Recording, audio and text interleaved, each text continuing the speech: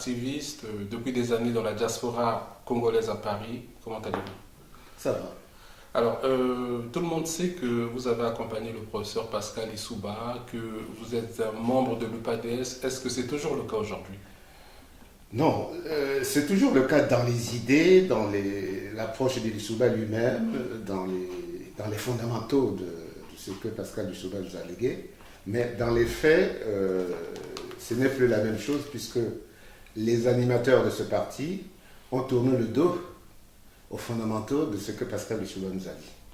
Voilà pourquoi, fondamentalement, je ne suis pas d'accord avec ce qui est en train de se faire, surtout par l'animateur principal qui s'appelle Tsati Mabiala. Mais vous n'avez pas démissionné à ce que je sache. Non, je n'ai pas démissionné. Vous êtes encore membre de l'UPADS. Je suis toujours membre de l'UPADS. Pourquoi vous avez capitulé? Je sais qu'à un moment, vous aviez créé avec d'autres membres de l'UPADS, parce que vous n'étiez pas d'accord. Il y avait le doyen Ouabari, et je peux en citer d'autres, une fédération autonome de l'UPADS. Est-ce qu'aujourd'hui, vous avez été acheté par Tsatsi Mabiala pour le laisser prendre toute sa place au sein de l'UPADS que vous connaissez? Non, nous on n'a pas été acheté par Tsatsi Mabiala. C'est d'abord, à ce qui me concerne moi, c'est pas un homme qui peut me permettre d'avoir une idée essentielle d'un homme politique. Pour moi, Tsatsi Mabiala, c'est pas un homme politique. Et dans ce point de vue, je reste fidèle à ce que nous avons commencé à faire. Malheureusement, c'est le problème de temps, le problème disons, des contingences liées à la vie en France, qui fait que, bon, voilà, on a essayé un peu de baisser les bras. Mais sinon, dans le discours, dans le fond, dans la démarche, nous sommes toujours là. Quelques membres existent encore.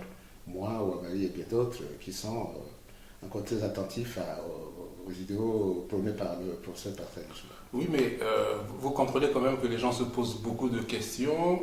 Selon certains, Tsatsi Mabiala aurait fait pire aujourd'hui en accompagnant M. Denis Sassou Nguesso. C'est-à-dire qu'à l'époque, lorsque, entre guillemets, les faits posés par Tsatsi Mabiala étaient moins graves, vous aviez créé la fédération autonome de l'UPADS à Paris, et aujourd'hui, plus rien. Ça laisse à désirer quand même. Non, c'est l'objet effectivement de mes propos avec vous cet après-midi en ce qui concerne l'UPADS. Et moi, je ne serais pas tendre avec Tsatsi Mabiala, étant entendu que Tsatsi Mabiala a passé les bornes. Qu'est-ce que vous lui reprochez? Je lui reproche fondamentalement le fait qu'aujourd'hui, Tsatsi Mabiala se réfère à Sassou, à un système qui prend pour référence ce dictateur qui nous maltraite depuis 32 ans. Et il a reconnu au cours d'une émission à la télévision congolaise, animée par les journalistes à la dévotion du pouvoir, pour reconnaître qu'effectivement, j'ai reconnu Sassou après les élections présidentielles. Et quelque chose comme on supposait seulement et tout ça. Mais là, il a déclaré sa collaboration avec le président de la République actuelle. Et qui sait, Tsatsi Mabiala est mal placé puisque moi j'ai vécu la guerre de 1897. Je peux vous prendre un exemple concret, un témoignage concret. Allez-y. 8 femmes à Dolisie, 8 vieilles femmes à Dolisie ont été abattues publiquement sur l'avenue de la Révolution par les cohorts de ce pouvoir. Et les Angolais. Alors, vous trouvez un Tsatsi Mabiala qui fait fi de l'histoire, qui fait fi des atrocités de ce pouvoir, pour dire non, j'ai reconnu ce pouvoir, j'ai reconnu et tout ça, alors que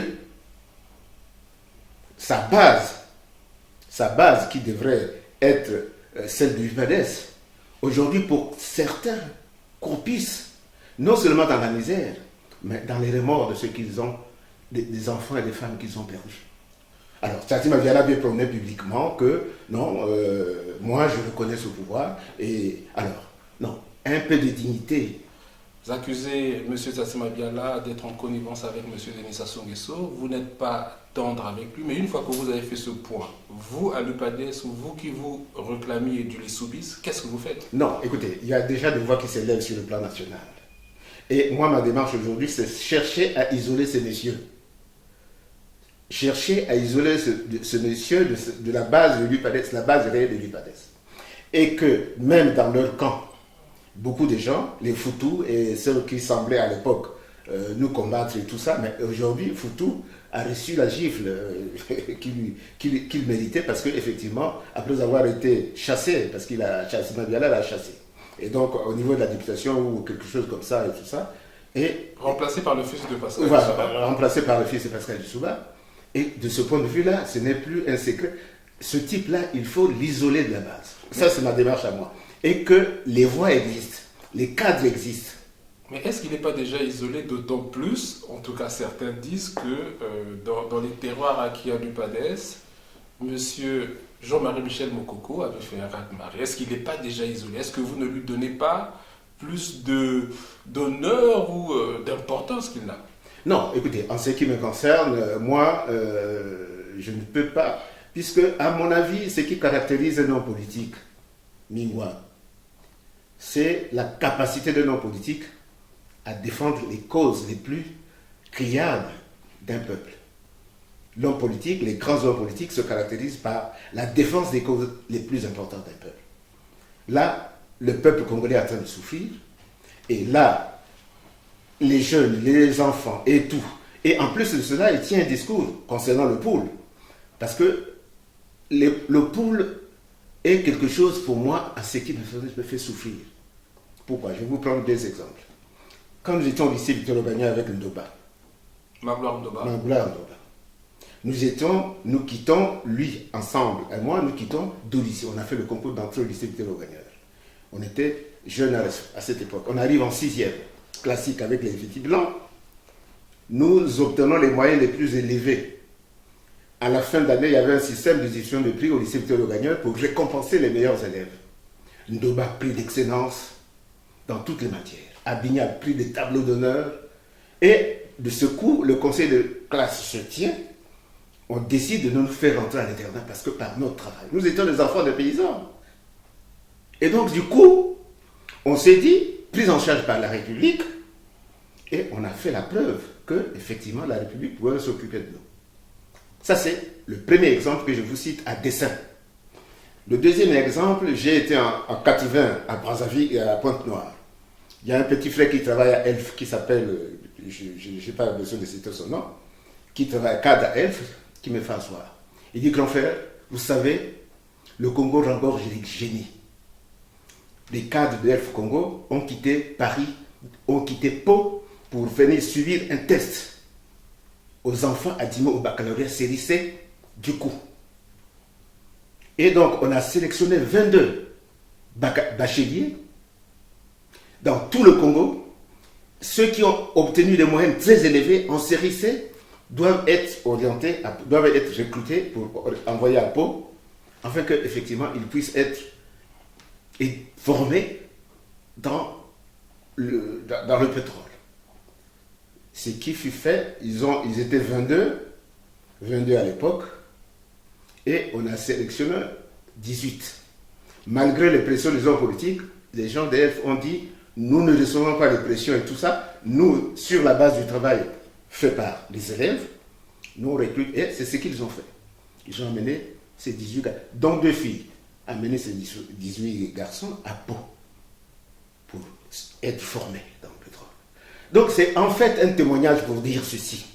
Mais Mingwa, dans un pays, la jeunesse, les enfants, nos petits frères qui sont bombardés dans le pôle, les sœurs qui sont violées, les intelligences qui sont englouties par la guerre, par le mépris des hommes politiques comme les Tati Mabiala, les parfaits Kolela, moi personnellement ça me sidère. Et ça, je suis pas tant, ça me sidère parce que c'est ça l'avenir d'un pays, c'est ça l'avenir. Les génies, on est en train d'engloutir.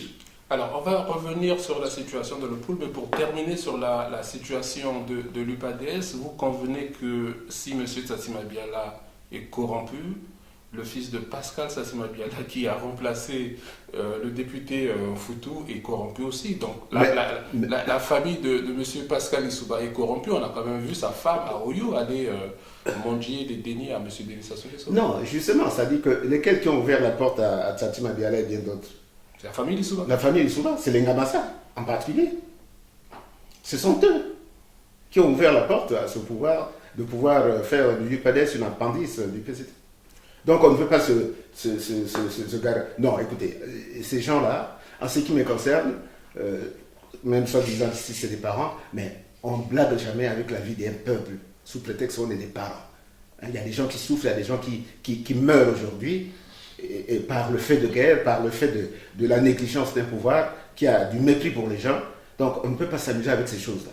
On ne peut pas s'amuser avec la vie des hommes, dit le doyen Marcel Abignard. Mais est-ce que vous ne comprenez pas non plus que la situation est suffisamment compliquée au pays, que Tsassima Biala et que Parfait Kolela aussi se disent qu'il faut mener une opposition au sein des institutions de la République? Non, écoutez, je t'ai signalé tout à l'heure que la force, la grandeur d'un homme politique, c'est savoir effectivement défendre les grandes causes. Notre pays est dans la souffrance, Omingwa, reconnu par le monde entier, tant sur le plan économique. Vous vous rappelez ce que le FMI est en train de faire, tant sur le plan humain. Et les massacres depuis 32 ans. 32 ans de massacres. Les grands esprits du Congo ont été éliminés, tant civils et militaires, par un pouvoir qui n'a pas vraiment le moins de respect pour l'être humain. Et c'est ce qui fait dire, tout à l'heure, j'avais lu récemment des propos du père Nicolas Butet, qui disait que on ne peut jamais être un beau décideur sans l'éthique. Et j'insiste sur ça depuis longtemps dans les assises, j'insiste sur ça. Un homme politique, c'est sûr, un homme politique qui a une dimension éthique. Si on n'a pas ça, on ne peut pas se prétendre que c'est un homme politique. Parce que un homme politique qui n'a pas découvert que l'être humain est sacré, la dimension divine existe dans l'être humain, et que pour eux, ce qui compte, c'est la gestion plus ou moins ouverte, plus ou moins hasardeuse des hommes, parce qu'on ne dirige pas les âmes comme on dirige les moutons.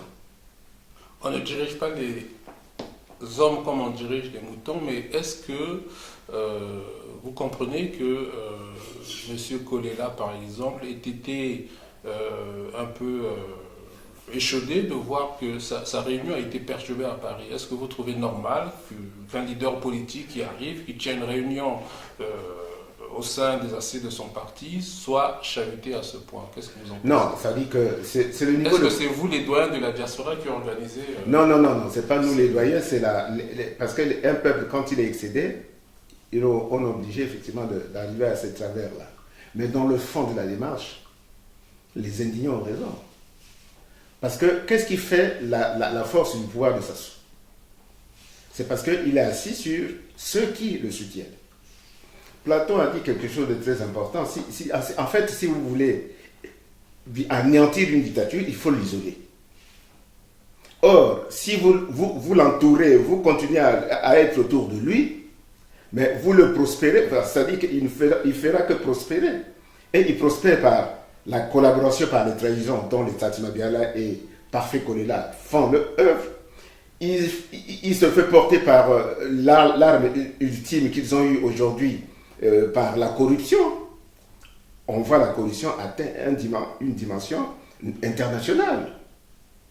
Et donc ce pouvoir-là est porté, c'est-à-dire que s'il était isolé, tant sur le plan national que sur le plan international, la dictature n'existerait pas.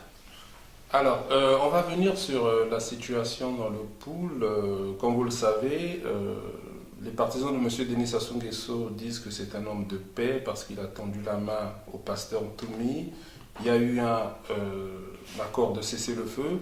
Est-ce que pour une fois, vous n'applaudissez pas les prouesses de M. Denis Sassou Nguesso? Non, écoutez, en ce qui me concerne, de toute façon, c'est qui les initiatives de Sassou Nguesso, je n'applaudirai jamais parce que je sais que c'est des ruses. Je sais qu'il nous a habitués au mensonge. Je sais que ces initiatives sont des pièges. Et tout. Parce qu'en fait, qui a fabriqué Ntoumi? Ben, j'en sais rien du tout. Voilà, qui a fabriqué Ntoumi? C'est Sassou. Aujourd'hui, la guerre de 97, qui l'a nommé même ministre, qui l'a donné beaucoup d'argent, qui l'a permis de construire sa ferme et ses élevages dans le pôle. Il a déversé beaucoup d'argent, ce monsieur. Et ce monsieur a pris de l'épaisseur, il a pris la considération et il s'est installé dans le pôle. Mais pourquoi aujourd'hui il fait qu'il le pourchasse? D'abord, c'est même pas la faute de Ntoumi. C'est la faute du pouvoir. Parce que, qu'est-ce qui justifie effectivement le fait qu'ils aillent attaquer Ntoumi? Ntoumi a été celui qui a soutenu Parfait Kolela aux élections présidentielles. Il n'a pas été candidat. Alors, tout d'un coup, le pouvoir trouve un prétexte d'organiser une guerre, soit disant que effectivement c'est Ntoumi avec les ninjas, alors que c'est effectivement les prétextes pris pour justifier le forfait aux élections présidentielles et pour faire croire à l'opinion internationale que non, il y a un Toumi, il y a un terroriste là-bas et tout, et que du coup, Toumi devient effectivement l'homme qu'il faut abattre. Alors, donc, non, écoutez. Est-ce que c'est pas une bonne chose de cesser le feu? Il y a un accord de cesser le feu. Est-ce que vous applaudissez ou pas? Non, écoutez, cesser le feu, j'espère que c'est cesser le feu de bonne foi, parce que pour moi, je suis prudent avec Sassou. Sassou, c'est un cynique. Je suis prudent avec ce monsieur. Parce que toutes ces initiatives, avec son monde qui l'entoure là, les Mboulé et consorts, c'est des cyniques. Parce que depuis quand on a tenté de forcer la main à ce pouvoir de s'asseoir, je me rappelle bien, mon grand frère Jean et bien d'autres, les Italiens et consorts, ont demandé les États généraux, ont demandé un écrit de lettres, et il faut que on s'assoie pour regarder le problème, la crise unidimensionnelle, mais il ferme les oreilles. Alors, pour l'instant, il a une stratégie. Quand Sassou n'est pas acculé, il ne recule pas. Là, il est acculé pour deux phénomènes. Il y a le FMI et puis il y a la pression internationale. C'est pour cela qu'il est en train de chercher les voies et moyens avec les Toumi. On a fait la paix et tout ça. Mais je veux bien savoir qu'effectivement, c'est des initiatives louables. Mais c'est des arrière-pensées. Les arrière-pensées n'en manquent pas. Est-ce que le pasteur Toumi est un complice de M. Denis Sassou Nguesso? Non, je ne dirais pas qu'il est complice. Je ne dirais pas jusqu'à dire qu'il est complice. Mais à un moment donné, je dirais que Sassou est plus rusé qu'un Toumi. Et c'est donc que des rusés arrivés, il s'est mal amarré. Et donc, moi je ne peux pas pousser l'analyse pour dire c'est la complicité. Là, beaucoup de gens disent que c'est la... Non, moi je ne pense pas qu'on est arrivé au niveau de la complicité. Parce que, écoutez, Sassou nous fabrique... Il est en train de fabriquer Satima Biala. On nomme un opposant avec décret ministériel et tout. C'est la constitution de M. Denis Sassou Nguesso. Oui, mais c'est la constitution, mais on n'a jamais vu dans les démocraties adultes, depuis Athènes, où effectivement une démocratie, un gouvernement se met à nommer les opposants. Citez-moi un seul exemple, si ce n'est que le Congo innove. Ce n'est plus Athènes, ce n'est plus les Platon et les Aristote, c'est maintenant les petits bandits à Brazzaville qui remettent les fondamentaux de la démocratie. Mais écoutez, on n'a jamais vu ça. Et tout le monde, tous les Congolais doivent s'arriver pour dire, on n'a jamais vu ça. Et les gens se taisent. Marcel Abinia sur Congo Liberty, est-ce que vous avez déjà votre billet pour Brazzaville, puisqu'on parle aujourd'hui de dialogue, de conférence internationale, sous plusieurs vocales, on parle, entre guillemets, d'un Bongi. Qu'est-ce que vous en pensez? Est-ce que vous avez votre billet? Non. De toute façon, nous, aux Assises, d'ailleurs, je ne parle pas aux Assises, mais nous, je suis membre des Assises, on a déjà pris une position claire. Pas de dialogue avec ce système, avec ça. Pour nous, c'est clair, il n'y a pas de dialogue. Ce monsieur a montré les signes. Tout à l'heure, dans ma conclusion, je vous dirai la démarche ou la proposition qui est la mienne, mais je ne pense pas qu'avec ce système-là, il a trop montré le cynisme, la ruse et tout ça. On ne peut plus aller sacrifier les Congolais à l'auteur d'un dialogue avec ce système. Marcel Abenia sur Congo Liberty, vous avez parlé de l'international. Beaucoup de Congolais, chaque fois qu'il y a une alternance en France, imagine que le président français ou même les hommes politiques français ne vont plus accompagner les dictateurs africains. Qu'est-ce que vous pensez aujourd'hui de la classe politique française vis-à-vis de l'Afrique d'abord, mais du Congo-Brazzaville, en sachant qu'il y a des milliers de morts dans la région du Poul et aucune voix ne s'élève en France? Voilà, justement, c'est ce questionnement-là que je me suis posé cette question. Et je partage l'analyse de Rando, Daniel Rando, qui a fait, lors de l'hommage à Johnny, qui a fait un point sur le fait que la France s'est détournée de sa mission première. S'est détournée ses saints, s'est détournée des grands penseurs qui ont fait de ce pays un pays défenseur de la liberté. Et il a cité quelques noms, les Rabelais, les Pascal, les plus récents, c'est Jean-Paul Sartre, Camus. Devant les atrocités de ce monde-là, les voix intellectuelles françaises devaient se lever. Et il a cité le général de Gaulle, le résistant de Gaulle et tout ça pour montrer que cette France-là a cédé le pas à une France institutionnelle chargée de beaucoup de mafieux.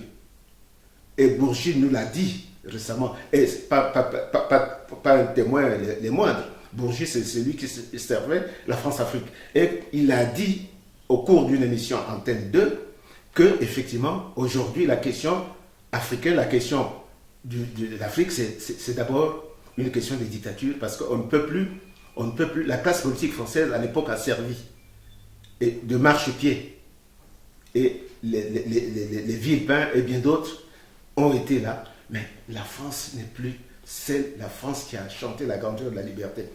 Et de ce point de vue-là, nous devrons démarquer. Et Mingwa, je sollicite ton imagination, ton intelligence pour faire un dessin, même pour montrer que la France aujourd'hui, des hommes d'aujourd'hui, politiques d'aujourd'hui, ce sont des hommes avec les mallettes qui se dirigent à Brazzaville pour aller chercher à assurer leur retraite ici, parce que il y a une étude qui a été faite pour montrer que la plupart des richesses des hommes politiques français, pour la plupart, et même les hommes d'affaires français, se font en Afrique. Et que quand ils en ont ici, là, ils vont maintenant consulter les dictateurs pour qu'on leur donne des mallettes d'argent. Voilà, la France se résume à ça aujourd'hui. Est-ce que ce n'est pas la faute des Africains eux-mêmes? Que voulez-vous que les Français ou les Européens fassent lorsqu'ils voient le comportement des hommes politiques que vous venez de décrire? Est-ce que le problème des Africains, ce n'est pas d'abord les leaders africains? Mais c'est ça la question que je vous retourne, Mingwa. Quand je vous parle de l'éthique, de la grandeur de l'éthique, l'éthique c'est quoi? Bon, l'éthique c'est la capacité d'un homme à penser que l'homme n'est pas seulement l'aspect physique d'un homme, c'est aussi sa capacité à se dominer, à avoir le renoncement vis-à-vis d'un certain nombre de considérations d'ordre matériel. C'est-à-dire, quand on a habité, des hommes politiques, véritables, quand ils sont habités par l'envie d'aider leur peuple, ils transcendent, ils ne sont plus là croquevillés dans les petits intérêts, dans les richesses, dans les jouissances permanentes et tout ça.